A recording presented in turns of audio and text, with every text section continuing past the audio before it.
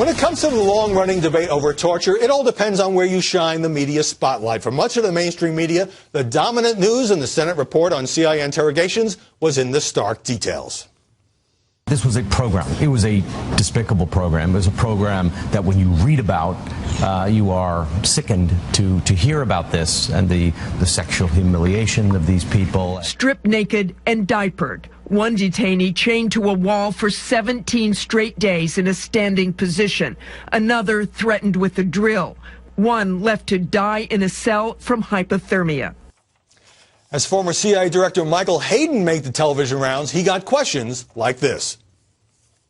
What if you, God forbid, members of your family had to undergo some of the treatments we are reading about in this report? Look, Brian, we're people like you and all your viewers. We have a soul and a conscience, too. We knew, as bad as these people were, we were doing this to fellow human beings.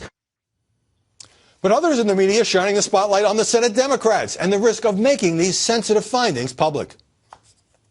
But if Americans are killed as a result of this report, and they tell you that, I assume you would feel guilty about that.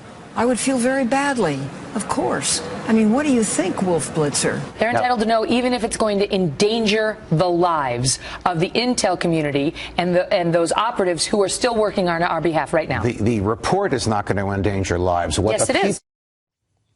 Joining us now to examine the coverage of this terror and torture debate, Lauren Ashburn, a contributor at The Hill. Steve Hayes, senior writer for the Weekly Standard and a Fox News contributor, and Juan Williams, Fox News analyst. Lauren, nice to have you back. Nice to be here.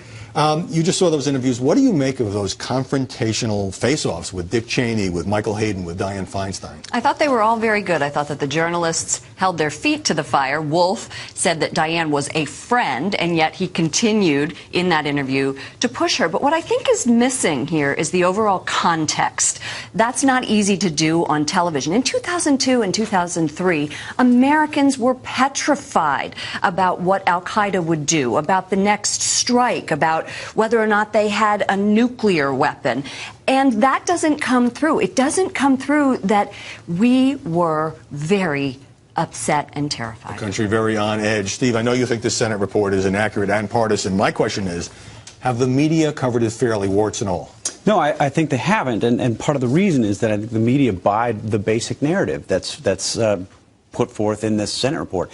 You didn't have the media do the kind of detailed analysis of this report that you have had the media do on other things. So no one in the media did this, or very few. You had some in the conservative media, I would say, do this kind of breakdown, but you didn't have very many at all. In fact, you didn't even have the media asking the most basic questions or making the most basic points. It was possible, for instance, to read a front-page story in the New York Times about the report that never once mentioned that it was produced only by Senate Democrats. I mean, can you imagine a scenario in which only Republican staff produces a report and that's nowhere mentioned by anybody in the media? I think that's a fair point. It was also interesting me wanting to watch NBC's Richard Engel, who's a correspondent, say that this torture program was despicable, but at the same time saying the CIA was following the orders of the White House, doing what the White House wanted. What about Steve's point that the report was not presented as a partisan document, or is that a partisan argument? I think it is a partisan argument, and I think it undercuts the power of what was presented. So, you know, when you say it's a partisan argument, I think it kind of contradicts the idea that I think it was an 11-3 vote in the panel for the release of this report. So most Republicans on the committee said, get it out, and then they issued a minority report that says, in fact, that they think there are flaws, serious flaws within the report.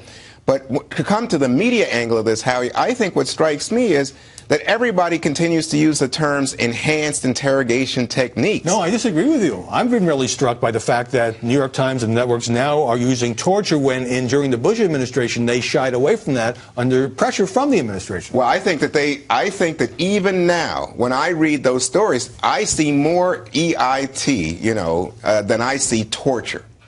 Well, I tend to disagree with you. I mean, the NPR is not using torture, and there are several other outlets that aren't using it either. That's what I said. No, I think they're not using torture. Well, I mean, I think we can disagree about whether or not these techniques were permissible. Even the current head of the CIA says some of them were abhorrent, but some of this, the common sense word, I think, is torture. Okay.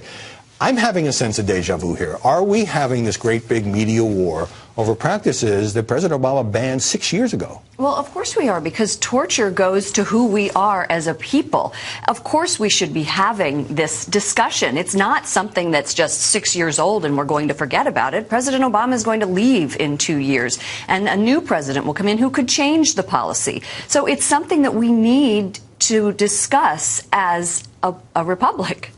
Steve, even the commentators who think that this was a one-sided report and who think that the techniques are defensible. I mean, Lauren made the point about this was after 9/11, right. But also, did we get useful information out of these detainees? That's a debate that can't fully be resolved. But are they sidestepping the moral question here about the values of Americans doing things that perhaps we think our enemies would do? I mean, to a certain extent, I think they are sidestepping the values debate, because we're really not having it. The conclusion has been, at least among most journalists, this was immoral or amoral and shouldn't have ever been done. I think the relevant debate is to make the distinctions between what was done as part of the program and what was done outside of the program that was abusive. For instance, I would defend the very limited use of these techniques that were authorized. Having said that, the rectal rehydration that was described, that's torture. And I haven't seen many reporters make that distinction. I think it's a valuable distinction. People of goodwill can have a serious debate about the moral character of the country and about the morality of these techniques that were authorized. We haven't had that debate because everybody's rushed to condemn everything without making those important distinctions. You know what strikes me about the media coverage here is it's almost after the fact. All of us at this table in our audience, we knew that this had happened. President Obama, not only did he say no more torture, I think it was on his second day in office, but he and Eric Holder, the Attorney General, made the decision there will be no prosecutions. There was not going to be no truth commission on this issue. So in a sense, I think the Democrats, and to me that's part of the media story, made the decision, look, we were scared, as Lauren said, as a country, and we did some things that maybe were unattractive. But then they wanted to move on. This report has brought it back to light. And that's why I think it's interesting that the media has pretty much just played this as Steve would have us play it as, oh, it's a partisan. I think this is a really serious debate. Where has the media been, I have to say, on one particular issue of this? The Democrats were fully briefed about this. Yeah. There are records going back. Republicans have made this debate. Other people have reported this. And yet, where is the scrutiny on Democrats who were briefed about this, who approved this, who in some cases were enthusiastically supportive of these techniques? Let's say I say you're right. You're right. Just gone. But let's say I say you're right. Does that mean that that was good to torture people? I don't think. This reminds me that we have to hold even our champions, even the CIA has to be held to some standards, Steve. That's not the argument. The argument is, should that be part of the story? Should that be part of the broader story? If you had public officials, elected officials, who enthusiastically endorsed some of these techniques and now want to have everybody believe, look, we had nothing to do with it. I'm going to jump in here and rule in favor of Steve. Yes, that should be part of the journalistic scrutiny here, as well as the techniques themselves. Absolutely. Who knew about it? Was the White House fully briefed? Some of which we learned some new information. But, there's another part of this Senate report, Lauren, that dealt with the CIA's use or attempts to use the media. And if we can put it up on the screen, there's an email or a memo from the deputy director at the time of the CIA's Counterterrorism Center who said, we either get out and sell the program or we get hammered, which has implications beyond the media. Congress reads it, cuts our authorities, messes up our budget. We need to make sure the impression of what we do is positive. We must be more aggressive out there. We either put out our story or we get eaten. There is no middle ground. Oh my gosh, there's spin going on in Washington? I can't believe my ears. Of course they're going to do this. Why do you think Bill O'Reilly starts his show every day by saying you're entering the no spin zone? Because everybody and their brother spins. And but this is the shadowy CIA, which we don't ordinarily associate with sort of working the press. Oh, come on. You really believe that they don't work the press? Of course they do, but I think that's not necessarily the image. No, they have a lot of images, and I think that those other images trump that. But I think, look, ISIS is waging this amazing social media and public messaging campaign that outshines anything that any other terrorism organization has ever done. They are recruiting kids from the Midwest, from Denver, from the West Coast, girls, teenagers. They have a campaign targeted against our teenagers. So if they have a propaganda, yes, we should too. If they have a propaganda machine, we should too. Very quick exchange on this. The report also says the CIA leaked classified information at the time to the New York Times and to author Ron Kessler.